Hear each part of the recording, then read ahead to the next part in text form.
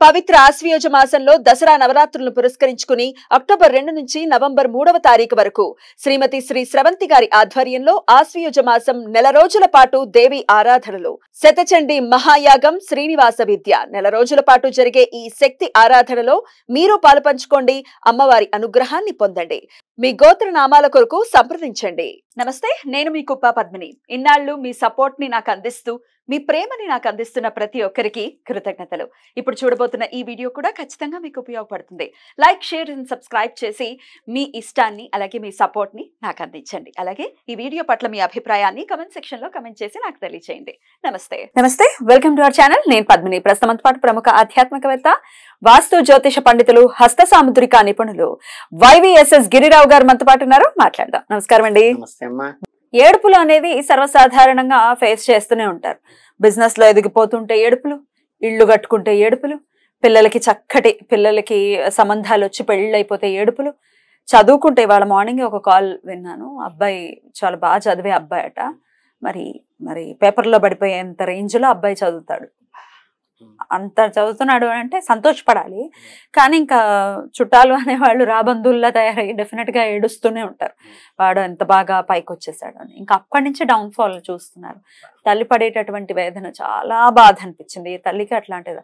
ఒక టాపర్ పిల్లాడు, ఆ పిల్లాడికి అలా వాడు డిప్రెషన్ కి లోనై వాడు అలా ఉన్నాడు అని అంటే ఆ తల్లి కన్నీరు పెట్టుకుంటోంది.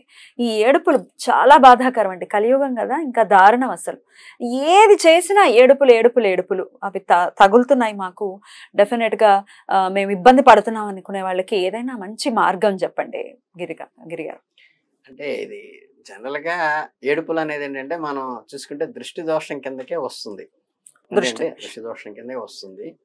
దృష్టి దోషానికి ఏంటంటే మనకి ప్రధానంగా ఇప్పుడు చక్కగా మనకి ఆశ్వీజ మాసం కూడా వస్తుంది.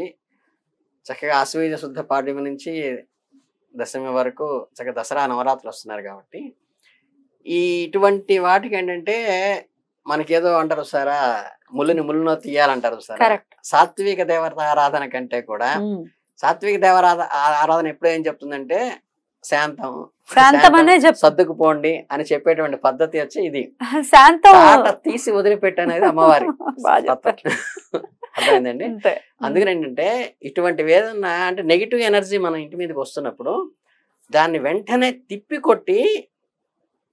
తిప్పికొట్టా అంటే action to action equal opposite Newton third లాగా మనకి అమ్మవారి గనక పూజ చేసినప్పుడు మనకి మామూలుగా రకరకాల కోరికలు కోరుకుంటాం.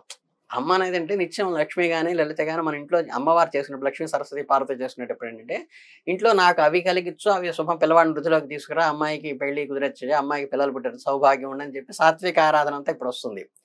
దీంట్లో ఏంటంటే మనకి ఈ అమ్మవారి నవరాత్రులు ఏంటంటే కొంచెం రౌద్రం కూడా కలిపి అవసరమైనప్పుడు కీలు విరిగి వాత పెట్టడం అనేది కూడా శాక్తేయంలో ఉన్నటువంటి ప్రధాన విషయం. చెయ్యాలి కూడా, ఎందుకంటే ఒకళ్ళకి బుద్ధి రావాలి.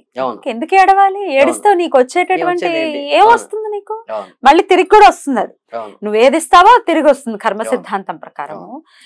ఏమిటో ఏడుపులు, అబ్బా భలే ఉన్నారే వాళ్ళు అనేయటం కూడా చాలా. అసలు నలుగురిలో కూడా అంటారండి, సిగ్గు శరం లేకుండా. వాళ్ళు చూసారా ఎంత బాగున్నారో అంటారు. నీకు అసలు వాళ్ళకి ఎంత అనుగ్రహం ఉంటే అలా వచ్చింది అనేది కూడా ఉండదు. ఆ మాట కూడా ఎంత కటువుగా ఉంటుందంటే, భగవంతుడు అనుగ్రహం ద్వారా పైకొచ్చారు అనే మాట ఎంత సంస్కారవంతంగా ఉంది. అబ్బో భలే చేసేస్తున్నారే. కొంతమంది అయితే ఇంకా ఘోరం, ఏజ్ వచ్చేస్తుంది. నేను చెవులారా విన్న సందర్భాలు, ఏం చేసి పైకి వస్తున్నారో అన్నవాళ్ళు ఉంటారు. అంటే ఎంత కుసంస్కారం, ఎంత నీచమైన బ్రాటప్ ఉంటే అలాంటి మాటలు వస్తాయో మనం అర్థం చేసుకోవచ్చు కదా. ఇవి వింటూనే ఉంటారు మన వాళ్ళు, వాళ్ళ లైఫ్లో కూడా జరిగే ఉంటుంది. మీకు జరిగితే కనుక ఒకసారి కమెంట్ సెక్షన్ లో పంచుకోండి, అర్థమవుతుంది. అంటే ఎస్, మాకు కూడా ఇలాంటివి నేను విన్నాను, లేకపోతే మాకు ఇలాంటివి జరిగేవని తెలిస్తే ఇంకొంచెం బెటర్ గా ఏమైనా రెమెడీస్ ని చెప్పేటటువంటి ప్రయత్నం నేను కూడా చేస్తాను. చెప్పండి. ఇందులో ప్రధానంగా ఏంటంటే మనం అమ్మవారి అర్చన చేసుకుంటూ అమ్మవారి దగ్గర ఏంటంటే మనం ఇవన్నీ కొన్ని తాంత్రికంలోకి వస్తాయి. ఇప్పుడు మన వేపమండ ఉంటుంది కదా, అవునండి, వేపమండని అమ్మవారి దగ్గర పూజకి పెట్టి మామూలుగా మీరు ఉప్పు తీయటం అందరు చూసుంటారు. అవునండి. మిరపకాయలు తీయటం చూసుంటారు. దిష్టి తీయటమా? అలాగే ఈ దేవి నవరాత్రుల్లో గనక అమ్మవారి దగ్గర గనక వేప మండలు పెట్టుకుని మనం ఆ వేప మండతో గనక కూర్చోబెట్టి దిష్టి తీసి పడేస్తే కూడా ఏంటంటే ఈ వ్యతిరేకమైన శక్తులు ఏవైతే ఉంటాయో అవన్నీ రిటర్న్ అవుతాయి. రెండోది ఏంటంటే ఇంట్లో కూడా మనకి సుభిక్షంగా ఉండాలంటే మనకి పూర్వం ఆచారంలో ఉంది, మరి ఇప్పుడు ఎందుకు పాటించట్లో తెలియదు కానీ ఈ సాంబ్రాణి పొగలాగా గుగ్గిలం ఉంటుంది. ఆ గుగ్గిలంతో పొగ వేసి మొత్తం ఇంట్లో అన్ని గదుల్లో కూడా మనం ఇట్లా పొగ అంతా అన్ని గదులు మనకి పుణ్యవచనం చేసిన తర్వాత నీళ్ళని చల్లుతారు చూసారా, ఆ టైప్ లో ఏంటంటే చక్కగా గుగ్గిలం పొగ మనం సంధ్యవేళలో మనం ఉదయాన్నే కానీ లేకపోతే సాయంత్రంలో కానీ మనం చక్కగా గుగ్గిలం పొగ వేసి అమ్మవారికి మలగైన స్థల స్నానం చేసిన తర్వాత మనం గనక ఇది వేస్తాం వేస్తాం కదా, సేమ్ సాంబ్రాణిలానే ఉంటుంది కూడా. అలాగేంటంటే అమ్మవారికి ముందు చూపించేసి ఏంటంటే తర్వాత ఆవిడ శక్తిని తీసుకెళ్లి ప్రతి గదిలోకి మామూలుగా దేవుడి దగ్గర హారతి ఇవ్వటం కాకుండా ఈ ధూపాన్ని అమ్మవారికి చూపించిన తర్వాత ఈ అందులో కొంత శక్తి వస్తుంది, దృష్టి అమ్మ శక్తి పడినప్పుడు అది ప్రతి గదిలోకి తీసుకెళ్లి ప్రతి గదిలో కూడా ఆ ధూపాన్ని మనం వేసినప్పుడు అంటే ఈ దోషాలు ఏవైతే ఉన్నాయో దృష్టి దోషాలు లాంటివి కానీ బయట ఇవన్నీ కానీ అంటే అవి పూర్తిగా తొలగిపోతాయి. అట్లాగే మీకు ఇంటి ముందుకు వెళ్ళి అంటే మన వాకిట్లోకి మన ఆకిలికి ఎదురుగా నుంచుని మనకి మనుషులకి దిష్టి తీసినట్టుగా మనకి కొబ్బరికాయని మనం గృహప్రవేశంలో చేస్తుంటాం, సవ్యంతో 3 సార్లు చేస్తూ అపసవ్యంతో కూడా అంటే కొబ్బరికాయ మీద మనం అది కర్పూరం వెలిగించి మనకి స్వామివారు ఊరేగింపు వెళ్ళేటప్పుడు కానీ ఊరేగింపు నుంచి వచ్చిన తర్వాత కానీ ఎలా ఇది చేస్తామో గృహప్రవేశం ఇప్పుడు ఎలా చేస్తామో మనం ఏంటంటే ఇంటికి ఎదురుగ్గా నుంచుని ఇంటికి ఏదైనా దోషం ఉంటే సరిపోతుందని చెప్పేసి ఆ కొబ్బరికాయ మీద కనుక మీరు కర్పూరం వెలిగించి చక్కగా సవ్యంగా 3 సార్లు అపసవ్యంగా 3 సార్లు తిప్పేసేసేసి ఆ కర్పూరం పక్కన పడేసి గట్టిగా పగిలిపోయేట్టు అంటే అది వాడకూడదు, దిష్టి తీసింది అనమాట, కొట్టేసేసి తర్వాత దాన్ని తీసేసుకోవాలన్నమాట. అవి తీసుకున్న తర్వాత ఇంట్లోకి వెళ్ళి కాళ్ళు కడుక్కుని నమస్కారం పెట్టుకుంటే ఏంటంటే ఇంటికి ఉన్న దోషాలు పోతాయి.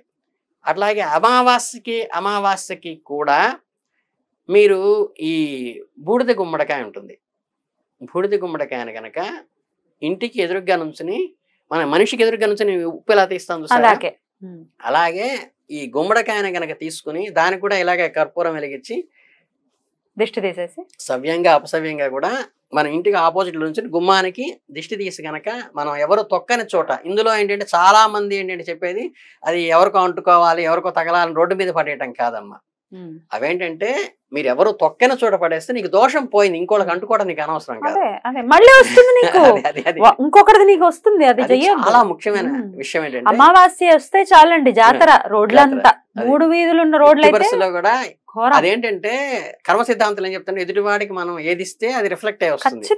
మనం దిష్టి తీసి రోడ్డు మీద పడేసాం అనుకోండి, అది ఎవరికైనా అంటుకుని వాడు సఫర్ అయితే దాని రిఫ్లెక్షన్ మళ్ళీ నీకు వస్తుంది. మళ్ళీ వాడు వాడు బాధపడతాడా? ఉసురు తగులుతుంది. ఫస్ట్ ఆఫ్ ఆల్ తిడతారు, బండ బూతులు తిడతారు, ఏ వెధవాలు పాడేశారు ఇక్కడ, ఆ తిట్లన్నీ ఎందుకు మనకి దరిద్రం. ఎందుకంటే దిష్టి తీసి కొబ్బరికాయ గాని ఇవి గాని పని వాళ్ళకి కూడా చెప్పండి అమ్మా, అవి తీసుకెళ్లి అవతల పడే తప్పితే అది వాడకూడదమ్మా అని చెప్పాలి వాళ్ళకి. గుమ్మడికాయని కూడా తీసేసి ఎవరు తొక్కని ప్రదేశంలో మరుగున్న దగ్గర ఏంటంటే పడేసి ఏంటంటే అవి క్రిమికీటకాదులు తినేసేసి క్లోజ్ అయిపోతుంది తప్పితే మనకి దోష నివారణ అవుతుంది. ఇవి ప్రధానంగా ఏంటంటే మనకి ఈ దృష్టి దోషం వల్ల వచ్చేదానికి ఏంటంటే ఇవి చాలా ప్రశస్తంగా చేసుకోవాల్సినటువంటి కనుక ఏంటంటే ఇది. అలాగే మీకు చక్కగా మంచి రాగి పాత్రలో కనుక పచ్చకర్పూరము కొంచెం పసుపు అవి వేసి మనకి ఇదేంటి వేపాకు వేసి రాత్రిపూట అలా పెట్టేసి దేవుడి దగ్గర ఇవేంటంటే ఎనర్జీని నెగిటివ్ ఎనర్జీ అని ఉంటే అవి లాగుతాయి, లాగేసేసి ఉదయాన్నే ఏంటంటే అవి శుద్ధి చేస్తూ మళ్ళీ నీళ్లతో చల్లేసుకున్నా గానీ అది దోషం పోతుంది. రోజు కూడా చేయొచ్చు. అవేంటంటే దేవుడి దగ్గర పెట్టేసేసి ఆ పవిత్ర జలంతో అన్ని చోట చల్లేస్తే ఏంటంటే ఇవి తిని లేకపోతే అమ్మవారి దగ్గర పెట్టినటువంటి జలం అద్భుతంగా పనిచేస్తుంది వేపాకు. చాలా చక్కగా వివరించారండి, కృతజ్ఞతలు, నమస్తే.